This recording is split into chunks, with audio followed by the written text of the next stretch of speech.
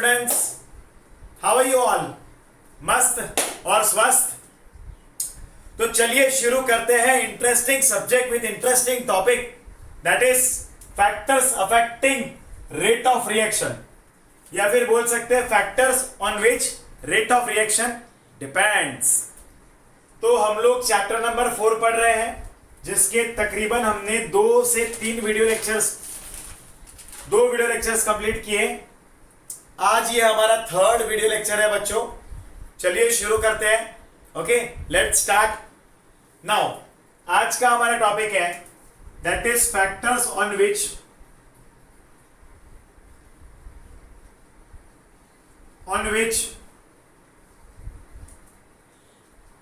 rate of reaction depends, ROR। ठीक है, चलिए करते हैं, ध्यान देना। तो हमारे पास टोटल मिलाकर 7 फैक्टर्स है जो हमें पढ़ने हैं।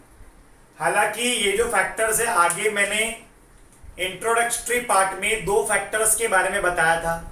आज के इस लेक्चर में मैं आपको तकरीबन 4 जितने फैक्टर कंप्लीट करवाऊंगा। इस वीडियो लेक्चर में 4 से 5 फैक्टर्स कंप्लीट करवाऊंगा। ठीक है, तो चलिए फिर शुरू करते हैं। पहला फैक्टर है that is nature of reactant. चलिए आगे बढ़ते हैं, लेट्स मूव फॉरवर्ड। पहला है नेचर ऑफ रिएक्टेंट्स। क्या है? Nature of reactants. ठीक है, नेचर ऑफ रिएक्टेंट्स। चलिए शुरू करते हैं। उसमें जो फर्स्ट टाइप है कि एक बात याद रखना, जो भी आयोनिक रिएक्टेंट्स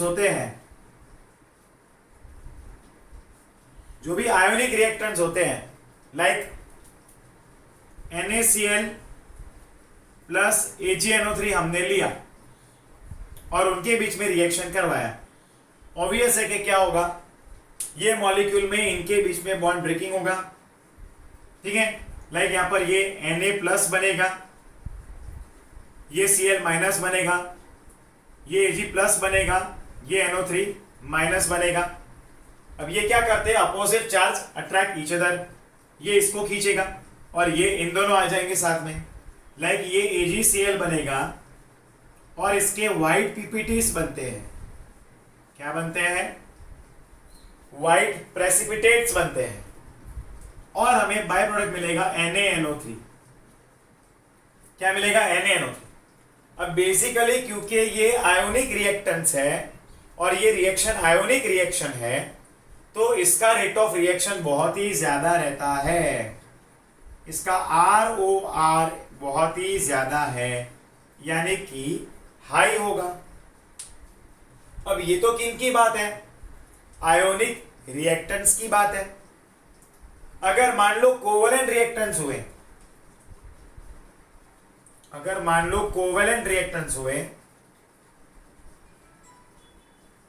तो क्या? अगर मान लो कि कोवेलेंट रिएक्टेंट्स हुए तो क्या? चलिए समझते हैं उसको भी। Let's take the example of it also. ठीक है, लाइक हमने लिया है N2 एंड रिएक्ट करवाया 3H2 के साथ। क्या मिलेगा? मिलता है 2NH3। अब यहां पर ये कोवेलेंट बॉन्डेड है, ये जो मॉलिक्यूल्स हैं ये कोवेलेंटली बॉन्डेड है, इनके बीच में कोवेलेंट बॉन्ड होगा। लाइक ये N ट्रिपल बॉन्ड N आएगा और ये H सिंगल बॉन्ड H आएगा, ये भी इस तरह से आएगा। ठीक है, अब बेसिकली इनके बीच में क्या होगा, तो इनके बीच में बॉन्ड ब्रेक होगा, बॉन्ड ब्रेक्स, और इसके बीच में बॉन्ड के फॉर्मेशन हो गया है और ये बना है, यहां पर बॉन्ड फॉर्म हुआ है। अब इसके लिए ये जो टाइम लगा होगा, टाइम टेकन जो है वो फाइनाइट होगा, यानी कि जिसको हम कैलकुलेट कर सकते हैं, ऐसी वैल्यू होगी, समझे? यानी कि that would be the finite value. क्या होगा? फाइनाइट वैल्यू होगा। ठीक है, क्लियर है? अब इसमें ये first type and second type, actually ये फर्स्ट टाइप का ही पार्ट है। ये कोवेलेंट रिएक्टेंस जो है वो इसी टाइप के अंदर, टाइप ऑफ रिएक्टेंस के अंदर ही आता है। दूसरा इसी के अंदर पार्ट है, दैट इज, अब ये रिएक्टेंट दो टाइप के हो सकते हैं। एक होता है होमोजीनस रिएक्टेंट एंड दूसरा होता है हेट्रोजीनस रिएक्टेंट। अब होमोजीनस रिएक्टेंट की बात अगर मैं करूं तो उसमें जो भी रिएक्टेंट्स लिए हैं, जितने भी लिए हैं, उन सब के बीच में क्या होगा? तो उनके फेजेस सेम होंगे, यानी कि या तो सारे लिक्विड होंगे, या तो सारे सॉलिड होंगे, या तो सारे गैशियस होंगे। यानी कि होमोजेनियस रिएक्टेंट सारे के सारे सेम टाइप के होते हैं। They all must be of the same type, और जब भी सेम टाइप के रहते हैं उनमें क्या होगा? बॉन्ड बहुत ही ज्यादा स्ट्रॉन्ग बन जाएगा, यानी कि उनकी रिएक्टिविटी और जल्दी होगी, अच्छा रिजल्ट मिलेगा। लाइक और हेट्रोजीनियस में मिक्सिंग होगा, एक आध अगर सॉलिड है तो कोई और लिक्विड होगा या फिर गैशियस होगा। ठीक है, तो आप खुद से सोचिए, कोई एक क्लासरूम है, उसमें सारे बच्चे जो मैंने लिए हैं वो 80% से अबाव वाले हैं, तो मुझे एवरेज रिजल्ट हाई मिलेगा। सेम में यहां पर रिएक्शन फास्ट होगा। लेकिन अगर सब मिक्स है, एक निहत्ता है, एक पन्ने में डब्बा है, एक अच्छा है, मिक्स लिया तो एवरेज घटेगा, है ना? तो उसका रिएक्शन उतना नहीं हो पाएगा। तो होमोजीनियस रिएक्टेंट्स थोड़ा सा ज्यादा फास्ट रिएक्ट होते हैं, हेट्रोजीनियस उतने फास्ट नहीं होते हैं। आगे जाते हैं, चलिए। अब इसमें जो थर्ड टाइप है, मतलब कि इसका थर्ड पार्ट है, वो क्या है? तो रेट ऑफ रिएक्शन जो होता है, basically rate of reaction depend होता है केमिकल नेचर के ऊपर। किसके ऊपर डिपेंड होता है? केमिकल नेचर पे। ठीक है, rate of reaction is dependent upon the chemical nature. देखते हैं आगे। अब वो जो होता है, it is proportional to stability of product. क्या होता है वो? Proportional to stability of product and inversely proportional to stability of reactant. Reactant की स्टेबिलिटी से वो इनवर्सली प्रोपोर्शनल होता है। कैसा रहता है वो? ये भी एक गुरु मंत्र है जो आप इसको याद रख सकते हैं। लाइक एग्जांपल के तौर पे मैंने लिया है CH3COOH, जिसका डिसोसिएशन होकर CH3COO minus and H plus बनाएगा। एंड एक और लिया है HCOOH, जिसका डिसोसिएशन होकर HCOO minus plus H plus बनेगा। ठीक है, इसका रेट ऑफ रिएक्शन मैंने ROR1 लिया, इसका ROR2 लिया है। इसका रेट ऑफ रिएक्शन ROR1 लिया, उसका 2 लिया। अब यहां पर ये जो प्रोडक्ट है वो अनस्टेबल रहेगा, ये अनस्टेबल प्रोडक्ट का फॉर्मेशन करेगा, और ये जो है ये स्टेबल प्रोडक्ट का फॉर्मेशन करेगा। क्या करता है? ये एक स्टेबल प्रोडक्ट का फॉर्मेशन करता है। क्या करता है? ये एक स्टेबल प्रोडक्ट का फॉर्मेशन करता है। अब हमने यहां पर ये जो बनाया है, ये जो लिखा है, उसमें देखा कि भाई जिसकी स्टेबिलिटी प्रोडक्ट की हाई, उसका रेट ऑफ रिएक्शन हाई। तो इसका जो मतलब स्टेबिलिटी है ये प्रोडक्ट का, उसकी स्टेबिलिटी हाई है, और ये अनस्टेबल है, ये अनस्टेबल है। तो ऑब्वियस है कि भाई ROR का रेट ऑफ रिएक्शन, यानी कि सेकेंड का रेट ऑफ रिएक्शन फर्स्ट के कंपैरिजन में ज्यादा रहेगा। सेकेंड का जो रेट ऑफ रिएक्शन है वो फर्स्ट के कंपैरिजन में कैसा रहेगा? ज्यादा रहेगा। ठीक है बच्चों? यस। तो यहां पर ये फर्स्ट जो फैक्टर है जिसके ऊपर रेट ऑफ रिएक्शन डिपेंड होता है, that is nature of reactance, वो कंप्लीट होता है। अब हम लोग सेकेंड फैक्टर पे जाएंगे, पर मैं ये चाहता हूं कि आप इसको एक बार रीड कर लो, इसकी स्क्रीनशॉट ले लो और फिर लेक्चर के बाद फिर आप नोट्स बनाना। मैं 1 मिनट तक ये वीडियो रख रहा हूँ, आप एक बार इसको जल्दी जल्दी से पढ़ लो।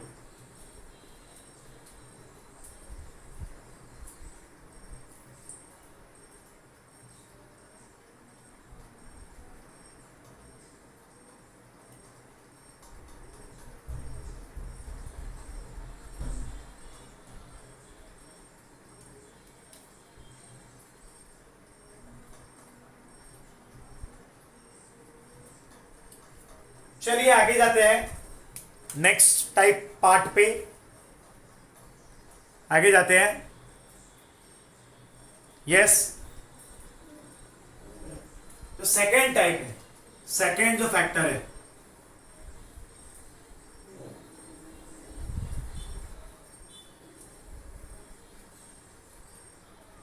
जरा ध्यान से देखना। Number 2, physical state of reactants.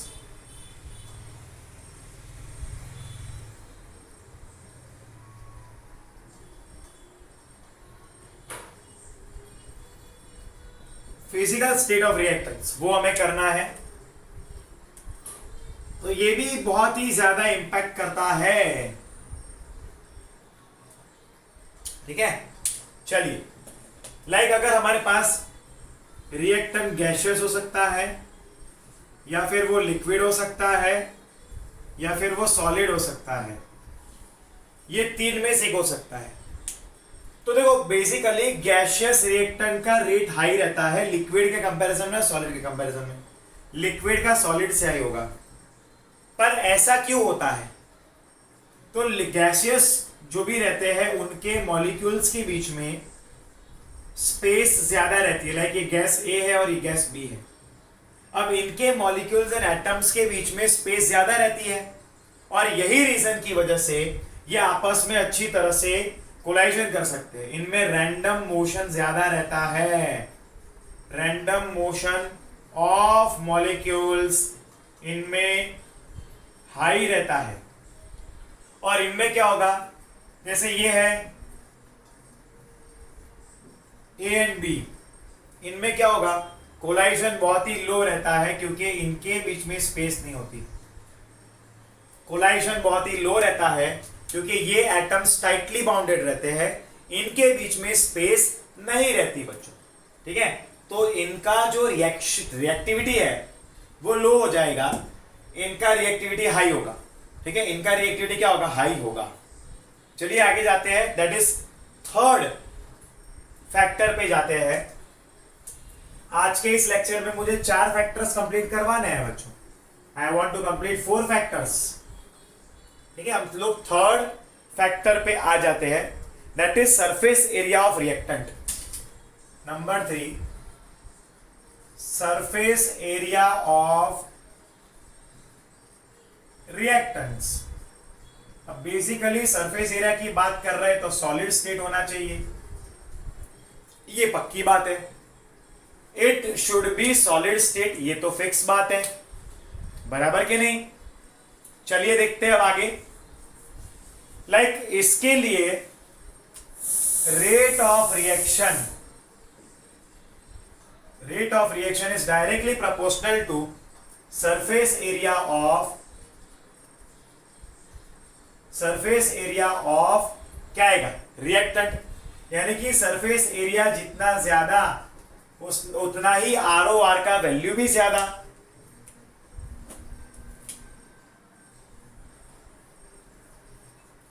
ठीक है, सरफेस एरिया जितना ज्यादा, ठीक है, उतना ही ज्यादा रेट ऑफ रिएक्शन होगा।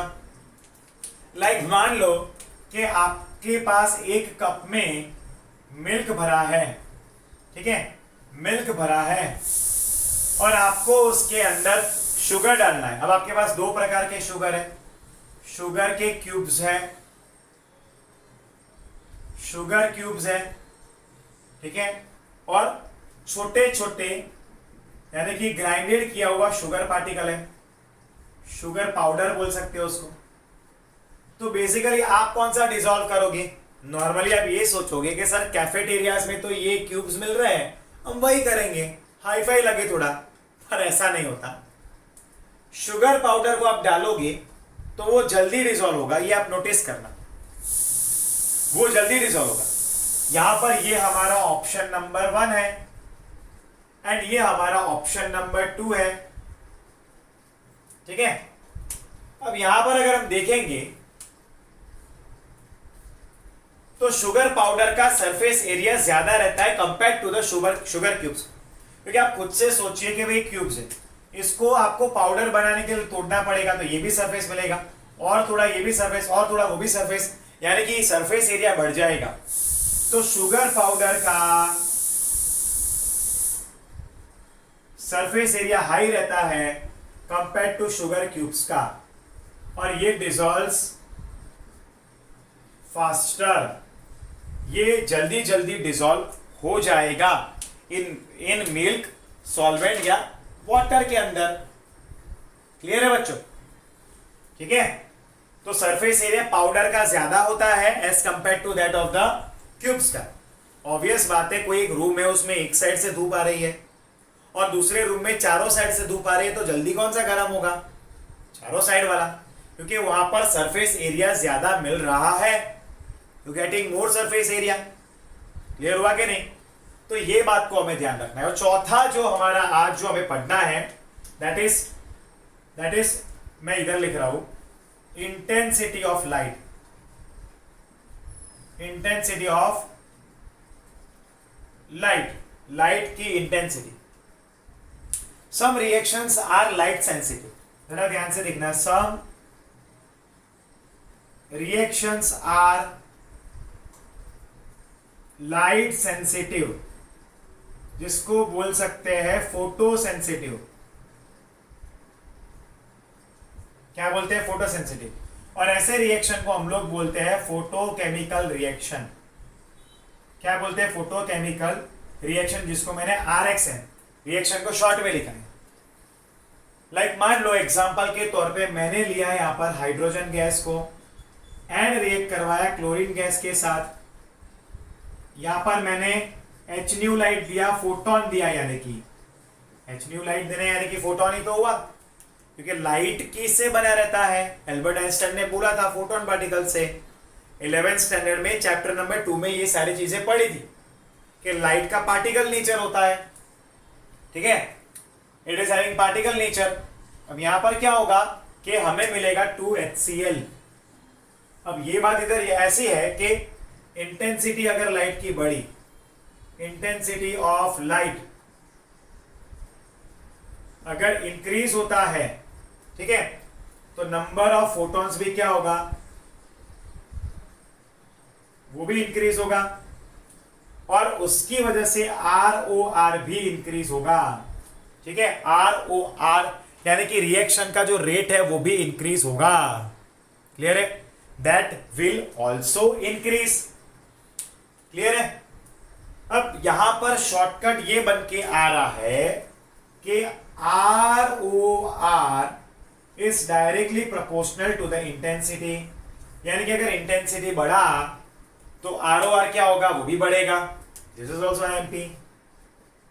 पूरे थियरी का ये क्या बन गया? उसका निचोड़ बन गया, इन्फ्रेंस बन गया, ठीक है। तो ये हमारा चौथा, this was our 4th factor on which rate of reaction depends. ये चौथा फैक्टर भी कंप्लीट हुआ। अब हमारे 3 फैक्टर रहे हैं, तो वो 3 फैक्टर हम अगले वीडियो में, और साथ में हम लोग एक और topic that is rate law भी पढ़ लेंगे। हम लोग क्या करेंगे? रेट लॉ भी शुरू कर लेंगे। और हाँ, तो काफी सारी चीजें, देखो चैप्टर में मुझे और 10 वीडियो लेक्चर की जरूरत पड़ेगी, 10 से, यानी कि आप अगले सैटरडे नहीं पर उसके बाद के वीक तक हम लोग ट्राई करेंगे कि हमारा ये चैप्टर कंप्लीट हो जाए, यानी कि अगले थर्सडे तक हमारा ये चैप्टर कंप्लीट हो जाएगा।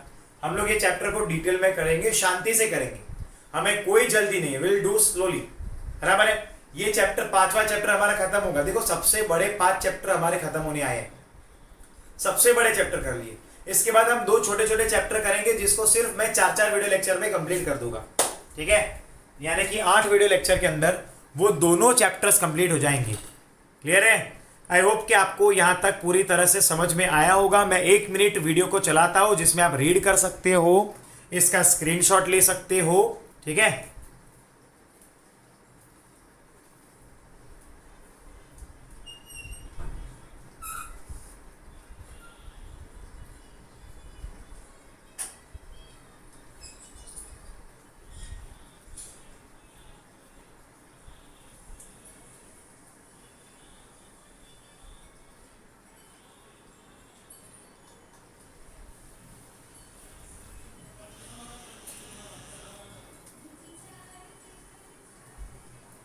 चलिए देखते हैं। चौथा जो फैक्टर है वो बेसिकली कैटालिस्ट है, पर उसको हम लोग ये आगे आने वाले टॉपिक्स को नेक्स्ट वीडियो लेक्चर में पढ़ते हैं, ठीक है बच्चों। आई होप कि आप सबने इसको लिख लिया होगा, नोट्स भी बना दी होगी। तो हम लोग मिलते हैं नेक्स्ट वीडियो लेक्चर में और इस टॉपिक को कंप्लीट करके हम आगे के टॉपिक पे जाएंगे in the next video lecture, ठीक है। ओके बच्चों, good bye and take care, bye everyone.